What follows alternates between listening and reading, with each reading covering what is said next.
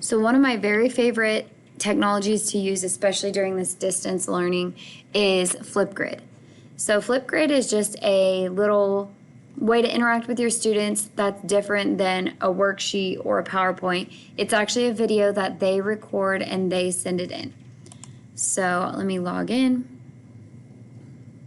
with my login and I'll show you guys what Flipgrid looks like. So you have a profile as a teacher and you tell Flipgrid, you know, what grade you teach, what subject you teach, where you teach it. I will show you guys how to create a group and how to create a video. So with my class, I created a group based on the hour. So for instance, first hour, computer essentials. Then there would be a join code that already exists. I can either put this straight into Google Classroom. I can enter in the student's username myself.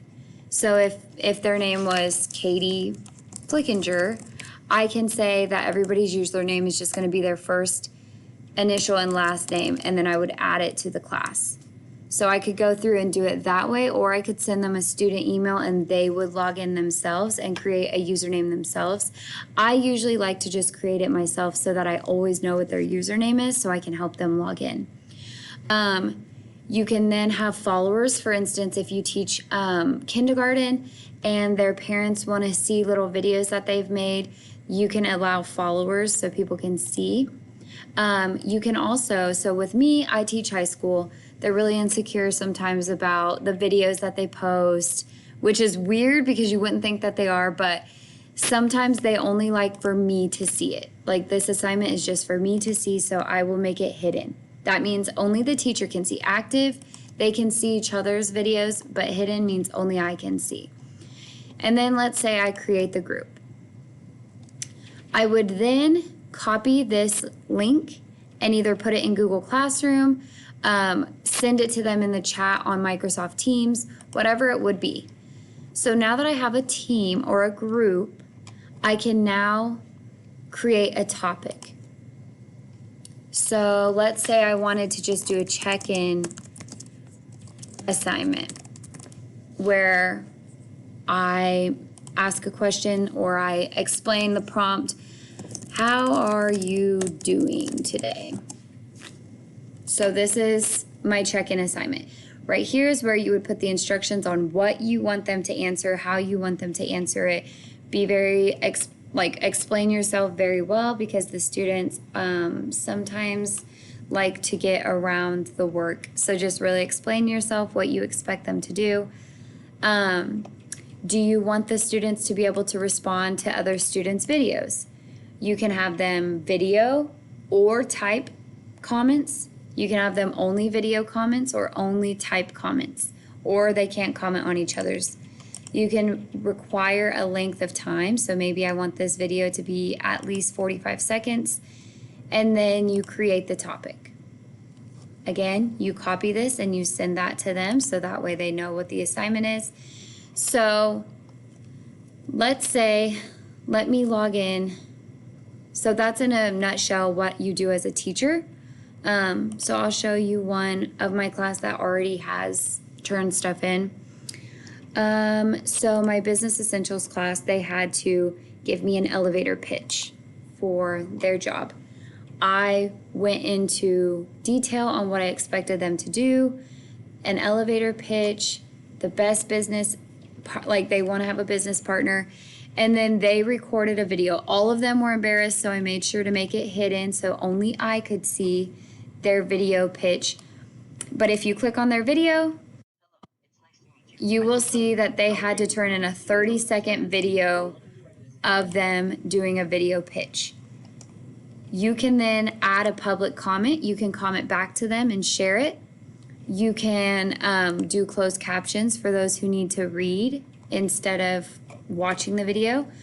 You can click back and forth through other students' videos just using these little arrows on the side. These are fun for the students because they're able to really say what they want to say. They can edit these videos.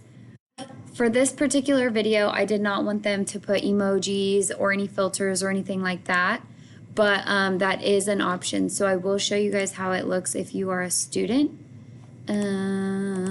Let's see, how could I show you what it looks like if you're a student? Give me just a second.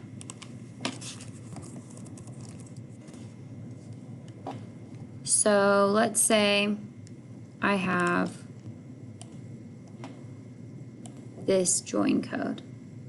Let's see if I can do it as a student. Okay, so my username is what, if you remember, I created the username for myself and I made it my first initial and my last name. So this right here is what the student would see when they click on the link. Then all they can do, they will see that there's a check-in assignment and they see the instructions that I gave them. The only thing that they can do, there's not much clicking around on here, but the only thing that they can do is record a response. So if I were to record a response, it will load and I can now record a response. So you will see that I can do different effects such as filters on whatever I want. I can do text on there. So if I wanted to type out something important or do a math problem, I could do that. I can draw on here. I can do a whiteboard. So this is great if I'm having the students explain, like if they're explaining, like if you taught math or something, you could have them explain how they got the answer. So 1 + 1 = 2. And you could have them explain how they got it, show their math. They can add pictures, they can add stickers, stuff like that. Once they get done recording their video, so let's just record. Once they get done, they can push next. So let's just record. They can see what their video looks like.